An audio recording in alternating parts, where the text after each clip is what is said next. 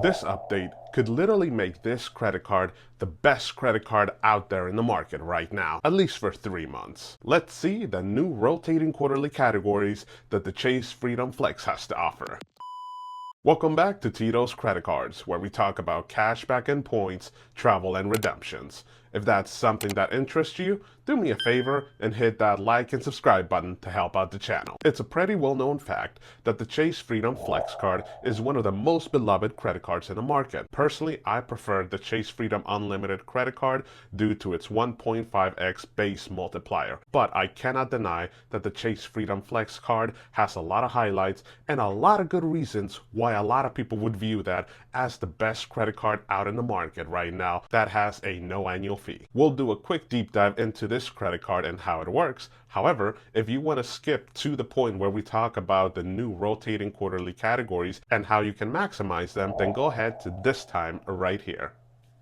Now, as we mentioned, the Chase Freedom Flex card has a no annual fee. It does offer a great welcome bonus. You would get $200 back or 20,000 ultimate reward points after spending $500 in the first 3 months that you have this credit card. So as you can see, it is a pretty low spending limit that you have to meet in order to get the welcome bonus. So I would say that almost anybody and everybody should be able to meet the minimum spending requirement for the welcome bonus on this credit card. It does offer a 0% intro APR for the first 15 months that you have this credit card, and that is on new purchases as well as balance transfers. And this could be a key feature for a lot of clients. And the reason for that is if you're looking to do a balance transfer, this would be a great credit card that would not charge you any interest for the first 15 months. Now, albeit there would be a fee in order to do a balance transfer. However, the amount of that fee would be so minimal when you compare it to the amount of interest that you would have to pay otherwise with most credit cards. And that is actually something that I did.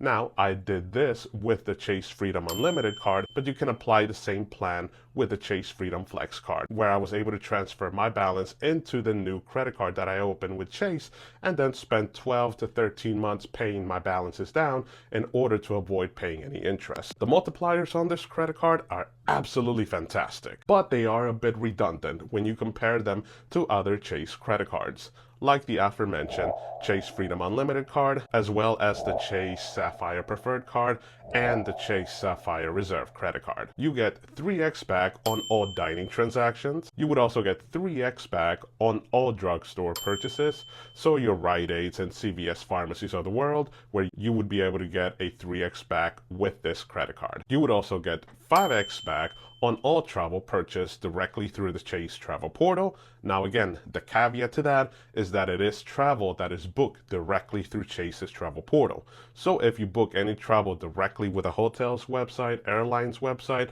or any other third-party website, you would not be able to get this 5x multiplier. And then you would get 1x back for all of your other transactions. And the biggest highlight on this credit card is that it offers rotating quarterly categories, where you would be able to get up to 5x back on all combined purchases up to $1,500 worth of purchases every single quarter. Now, those rotating quarterly categories are chosen by Chase, and from time to time they are either merchants or regular spending categories. So with that being said, what are the 5x rotating quarterly categories for Q2 of 2024? Well, they would be Amazon.com, restaurants, and hotels. Let's take a deeper dive into each one of these spending categories, because I'm sure you've noticed a lot of similarities between these categories and the regular everyday spending categories available on this credit card. So we'll start with hotels.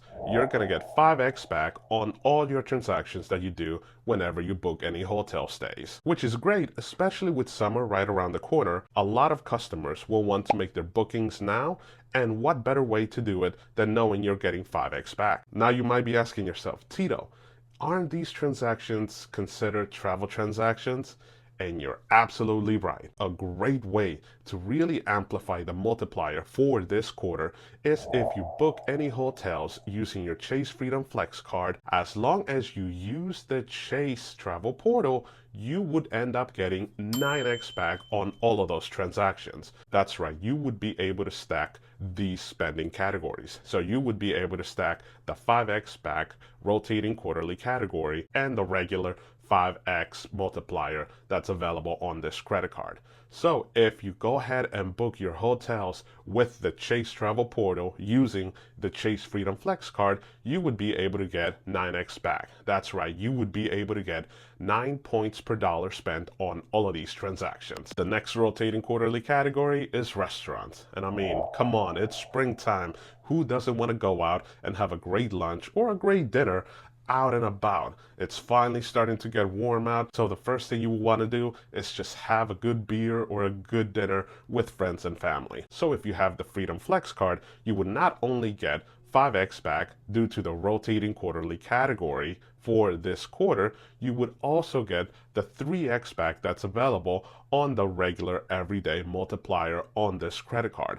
So any restaurant transactions that you put on the Chase Freedom Flex card for Q2 of 2024, you would actually get 7x back. That's right, you would get 7 points per dollar spent at restaurants whenever you use this credit card. And the last spending category is Amazon.com. And boy, this is the one.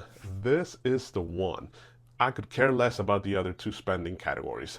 The Amazon.com spending category for this quarter is the only one that my wife would need to meet that spending requirement of $1,500. With the amount of purchases that her as well as myself make, we literally have the Amazon driver here in my house at least twice a day. With that being said, I'm sure my household is not the only household that makes regular Amazon.com purchases. So again, this is a great spending category that I think anybody and everybody would be able to utilize. So as you can see, I would say that for this quarter, Q2 of 2024, it will be relatively easy for anybody and everybody that has the Chase Freedom Flex card to hit that $1,500 combined spending limit in order for you to get that 5x back.